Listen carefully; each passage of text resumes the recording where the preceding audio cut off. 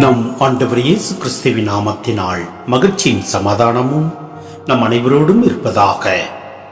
லூக்கா 6:20-28 முடிய. இயேசு சீடர் மீது தம் பார்வையை பதித்து கூறியவை: ஏழைகளே, நீங்கள் பேறு பெற்றோர், ஏனெனில் இறையாட்சி உங்களுக்குரியதே. இப்பொழுது பட்டினியாய் இருப்போரே, நீங்கள் பேறு பெற்றோர், ஏனெனில் நீங்கள் நிறைவு பெறுவீர்கள்.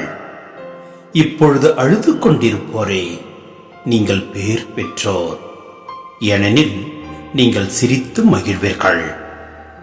மானிட மகன் பொருட்டு மக்கள் உங்களை வெறுத்து ஒதுக்கி வைத்து நீங்கள் பொல்லாதவர் என்று இகழ்ந்து தள்ளிவிடும்போது நீங்கள் பேறு பெற்றோர். அந்நாளில் துள்ளி மகிழ்ந்து கொண்டாடுங்கள், ஏனெனில் விண்ணுலகில் உங்களுக்கு கிடைக்கும் கைமாறு மிகுதியாகும். அவருடைய மூதாதையரும் இறைவாக்கினரும் இவ்வாறு செய்து வந்தனர். ஆனால் செல்வர்களே, ஐயோ உங்களுக்கு கேடு, ஏனெனில் நீங்கள் எல்லாம் அனுபவித்து விட்டீர்கள். இப்போது உண்டு கொழுத்திருப்போரே, ஐயோ உங்களுக்கு கேடு, ஏனெனில் பட்டினி கிடைப்பீர்கள். இப்போது சிரித்து இன்புறுவோரே, ஐயோ உங்களுக்கு கேடு, ஏனெனில் துயருற்று அழுவீர்கள். மக்கள் எல்லாரும் உங்களை புகழ்ந்து பேசும்போது ஐயோ உங்களுக்கு கேடு, ஏனெனில் அவர்களின் மூதாதையரும் போலி இறைவாக்கினருக்கு இவ்வாறே செய்தார்கள்.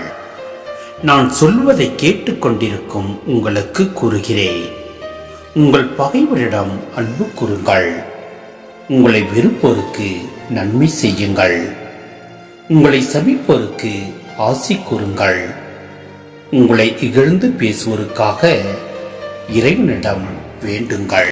சிந்தனை: கடவுள் ஏழை எளியவர் பால் தம் இரக்கத்தையும் தாராள குணத்தையும் காட்டுகிறார். அவர்களிடமே தம் நற்செய்தியை ஒப்படைப்பதோடு தம்முடைய பணியிலே அவர்களை பங்கெடுக்க வைக்கிறார். இறையாட்சியை கட்டி எழுப்புவதில் இந்த ஏழை எளியோரின் ஒத்துழைப்பு இன்றியமையாதது. மேலும் பணக்காரர்கள் கடவுளை மறக்கின்றனர். அத்தோடு இறை அருளுக்கு அவர்கள் தங்கள் உள்ள கதவுகளை திறப்பது கிடையாது. லூக்கா 12:13-21 நாம் பார்க்கின்றோம். எனவே கடவுள் எவ்வாறு ஏழைகளுக்கு பேறுகள் அளித்தாரோ அதே போன்று பணக்காரர்களுக்கு எதிராக கண்டன குரல் எழுப்புகிறார். அநீதியை அழிக்கவிருப்பதாக முன்னவர்களுக்கு வாக்குறுதி அளிக்கிறார். பணம் அழிவிற்கு இட்டுச் செல்லும் என பின்னவர்களுக்கு எச்சரிக்கை விடுக்கிறார். இந்நற்பெயர்கள் பணக்காரரின் மனமாற்றம் பற்றியோ அல்லது ஏழையரின் நல்வாழ்வு பற்றியோ நேர்முகமாக கூறாது வாழ்க்கை திருப்பம் பற்றிய வாக்குறுதிகளாக அமைகின்றன.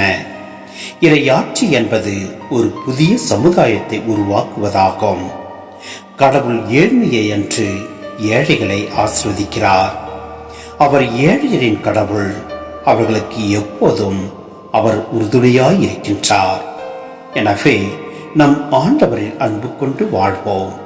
எல்லாம் வல்ல இறைவன் நம்மை நிறைவாய் ஆசீர்வதிப்பார். ஆமென்.